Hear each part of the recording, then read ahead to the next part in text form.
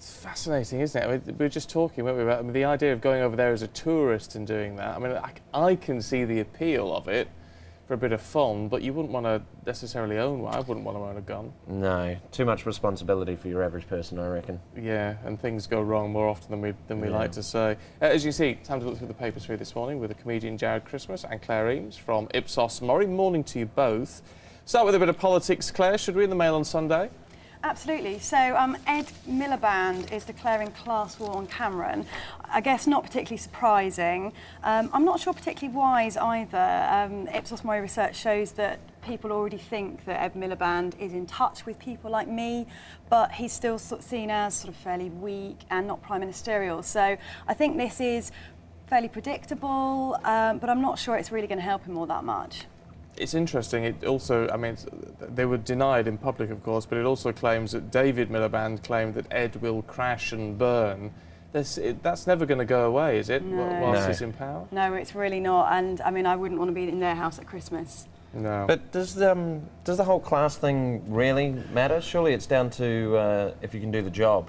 It doesn't matter where you're from. If you can do the job. It's not where you're from, it's where you're going, as Exactly. David Cameron once said when he was trying to become leader, I think it was. Yeah. I mean, it's an interesting one. I don't know. I mean, I'm from a working class background. It doesn't.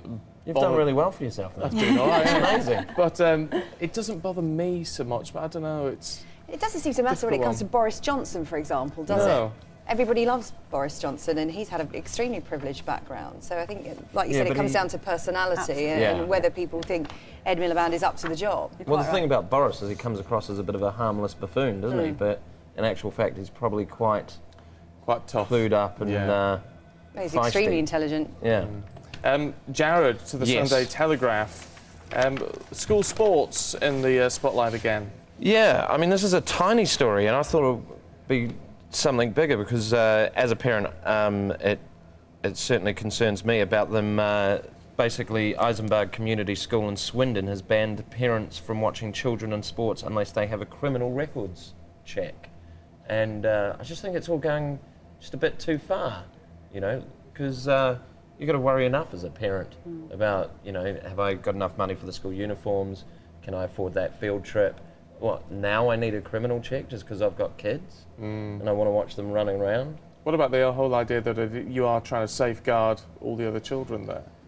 Yeah, but, I mean, what, maybe one person, it's a percentages thing, isn't it? It's the bureaucracy involved with it all, I think. It's just gone crazy. I mean, you have to get permission to take photos, nativity plays. It's just, I think it's a bit over the top. You can't understand how dangerous it would be for children to be watched by parents at a school sports day. I mean, I haven't got kids, but, you know, I have been to sports days and I don't see that as a particularly dangerous environment. It does seem completely heavy-handed. It's been happening for years and years and years and years, and all of a sudden now someone's gone, oh, no, there could be one slightly dodgy person in there. Be interested to know whether parents, you know, who send their kids to the school thing, whether they support it or not. Yeah, I hope they don't.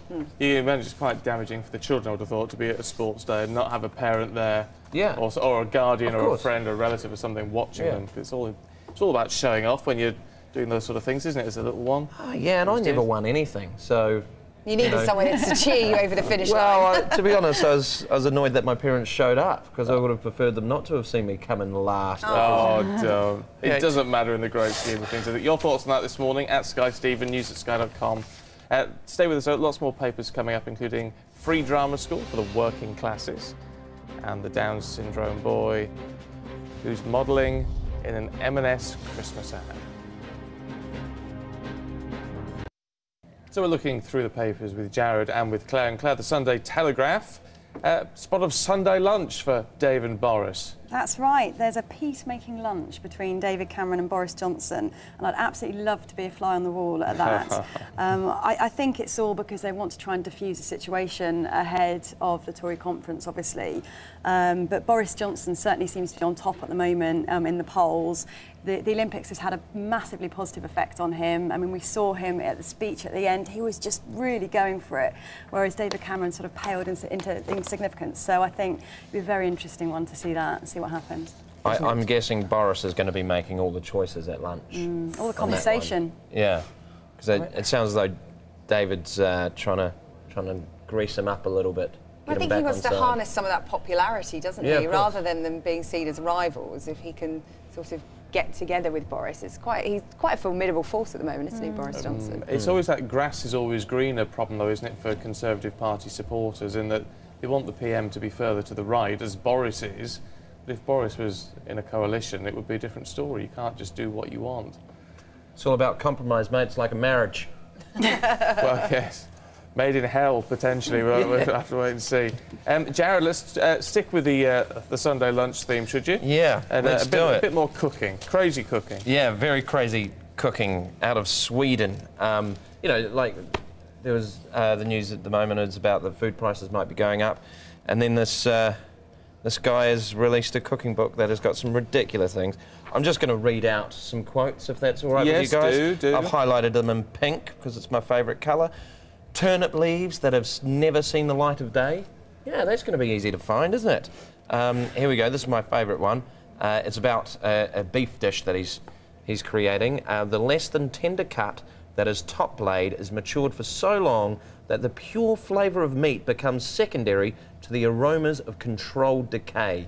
It is meat, yet like cheese. Now, I don't know about you, but I've been a little bit sick in my mouth at the thought of that, and that's not a meal. And then he finishes it all by admitting that his cookbook is confusing and provides no cooking times, measurements or temperatures, and very little direction. It's the Heston Blumenthal effect, isn't it? Everybody turned their nose up at egg and bacon ice cream and snail porridge a few years ago, and now everybody's like, oh yeah, I'd try that if I could get a booking or afford to get I'm going to rot some meat and call it food. Yeah, I might draw the line at that. Yeah. One, I think maybe. I'll stick to a salad today, if that's all right with everybody.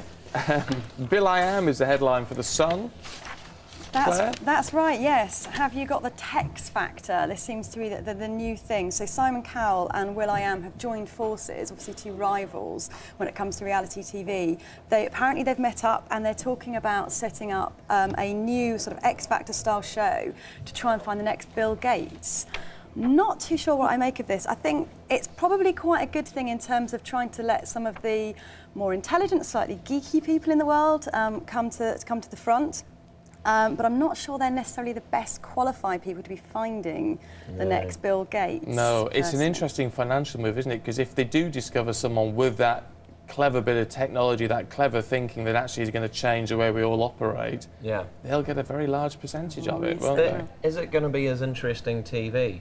Isn't it a bit like Dragon's Den, hasn't it been done? Aren't they just going to put a bit more glitz on it? That's what it sounds like to me. I don't quite know what they'll do on the live shows. Well, they'll have people on there programming, live programming. That's going to be exciting, isn't it? Just you see people creating an app as you watch. That is world-class TV right there. Oh, it'd be fantastic. But I'm going to Sky Plus that. But it will be nice, though, to sort of give... I think children today, they all want to grow up and be... They either want to be a princess like Kate or they want to grow up and be a pop star. And I think it would be nice for them to think there are actually other careers out there. Other options. You're quite right. I just thought there shouldn't need to be a TV show to get people thinking like that. And I think that will.i.am, he invests quite a lot in science and technology projects for underprivileged kids in America. So he has got an interest in that field because he is into his technology. And but why don't they do a program called Plum Factor, finding the best plumber in the country? You know?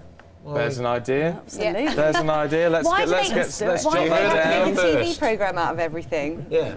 Could do. They should bring back the Great Egg Race with Professor Heinz Wolf, who we have on the programme tonight, because that was a classic back in the day. Now let's finish off with a bit of drama, Jared. Oh yeah, drama for the working classes.